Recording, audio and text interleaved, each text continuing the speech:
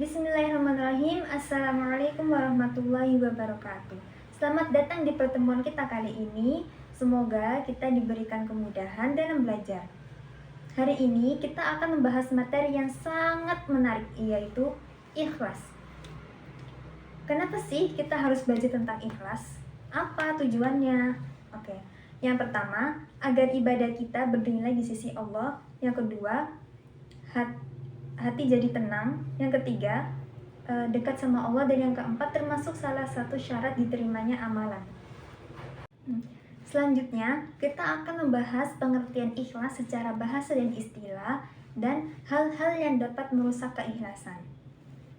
Langsung saja pembahasan yang pertama, pengertian ikhlas secara bahasa dan istilah. Ikhlas secara bahasa berasal dari kata akhlaso, yukhlisu, ikhlason, yang berarti memurnikan.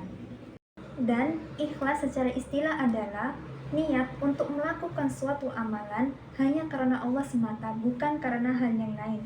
Jadi kita beramal bukan untuk dipuji orang atau khawatir akan dicela, bukan juga untuk selain Allah, tetapi murni kita melakukan amalan itu tuh niatnya hanya untuk Allah.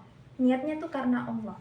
Seorang ulama bernama Fudail bin Iyad berkata, beramal karena manusia disebut syirik, sedangkan meninggalkan amal karena manusia disebut riya. Nah, sedangkan ikhlas itu kita melakukan amalan itu bukan karena dua sifat tersebut. Sebagian orang beranggapan ikhlas itu dilakukan, ikhlas itu diwajibkan dalam praktik ibadah seperti sholat, puasa, zakat, dan membaca Al-Quran. Adapun ikhlas itu juga dilakukan dalam kehidupan sehari-hari seperti berbakti kepada kedua orang tua, berbagi makanan ke teman, membantu orang lain, dan hal yang selainnya. Nah, kita harus tahu syarat diterima amal itu ada dua. Yang pertama ikhlas, dan yang kedua mengikuti Nabi Muhammad SAW. Nabi SAW bersabda, innamal a'malu binniyat. Sesungguhnya setiap amal itu diterima atau ditolak tergantung pada niatnya. Nah, apabila seorang hamba mengikhlaskan niatnya lalu beramal sholih, maka Allah akan menerima dan melipat gandakan pahalanya walaupun amalan itu sedikit.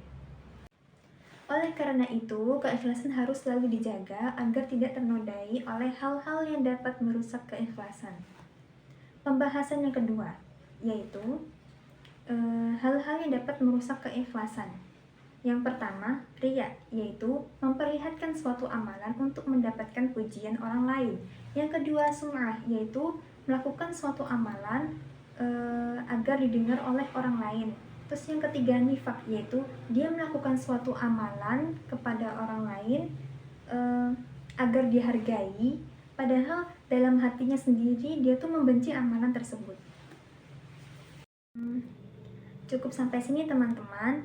Semoga materi yang kita pelajari hari ini bermanfaat, dan teruslah belajar dan jangan pernah menyerah. Assalamualaikum warahmatullahi wabarakatuh.